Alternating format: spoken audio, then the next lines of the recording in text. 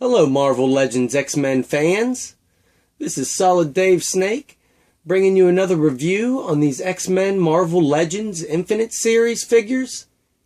And this review is going to be on the Storm out of this series.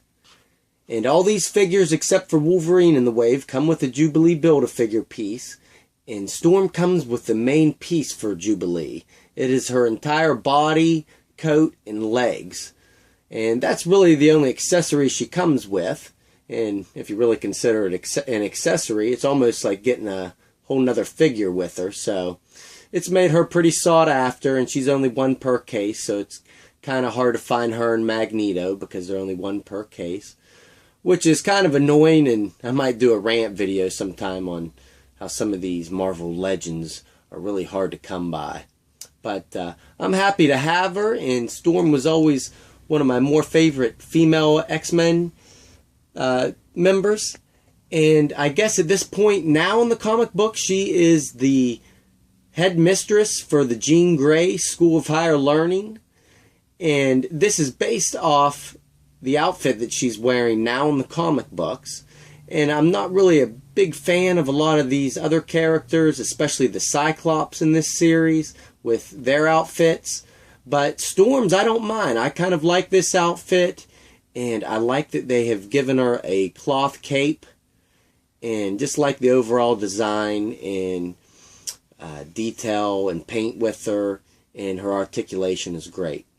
But without further ado, we'll just jump right into her, and I'll give you a head-to-toe look of this figure with the sculpt and detail, and we'll just start it off right at her head. And that is one of my favorite things about this figure, is her head sculpt with the mohawk. I like how they've brought this mohawk look back with Storm. She had it at another point earlier in the comic series in the 90s. And I think it's really neat. I like all that detail they put into each individual hair strand. And the way that they painted it with that black shading in there is really nice. And her face itself looks a lot like the character from the comic books. And of course they whited out her pupils. Whenever she's using her powers, it whites out her eyes. Actually in the comic books I think they usually just portray her with all white eyes anyhow.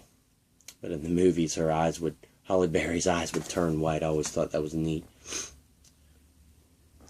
But she's basically just got this overall black and white design with gold trim and spots. Like right here at her chest. Which this isn't actually sculpted in. This is all just painted on here on her chest. And the white down on her gloves. And one thing I noticed with this paint on her hand, right here in between the joint, it seems like it wears off whenever you move that point of articulation. That might be one little complaint I have about this figure. But one of my favorite things about her, she comes with this cloth cape, which fits around her wrists on these little loops, and goes around and connects into that point of articulation there at the torso in the back here. I'm sure if you pop off that torso and you could remove that cape, but I don't know why you would want to. But I think it's really neat that they just added in that cloth cape. I like when figures use actual cloth for capes and stuff. The only downside is from the way they package it, it is left with some little creasing down here. Not so much on this side, but a little bit up where it connects to the wrist as well. I'm sure I could iron it out, but I wanted to show that to you guys, to be mindful of that whenever you buy her. And basically it's the same design down here, not that much more detail, just kind of all black legs with a little bit of white design here at the calf.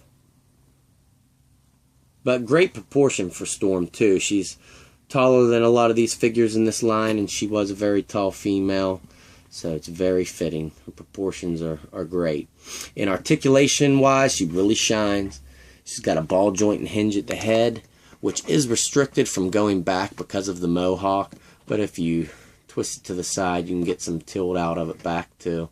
And it doesn't really look that far down. So that hinge effect isn't too useful for her because of the mohawk and the way her chin is.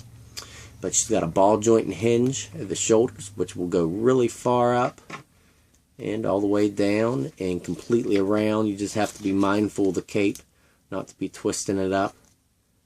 And she has the single hinge and ball joint at the elbow and a swivel and hinge at the hand, which will go all the way up and all the way back down. Great range of movement there. She has that point of articulation here at the upper stomach, right at the diaphragm, which won't go that far back, but it will go a good bit forward. So she can pretty much go straight, maybe bend a little backwards, then crunch forward a good bit. And it twists there as well. And she doesn't have any cut at the hips, but she does have that ball joint and hinge right here at the hips, which you can kick all the way out and little ways back. She's got the cut right here at the upper thigh, which will rotate all the way around.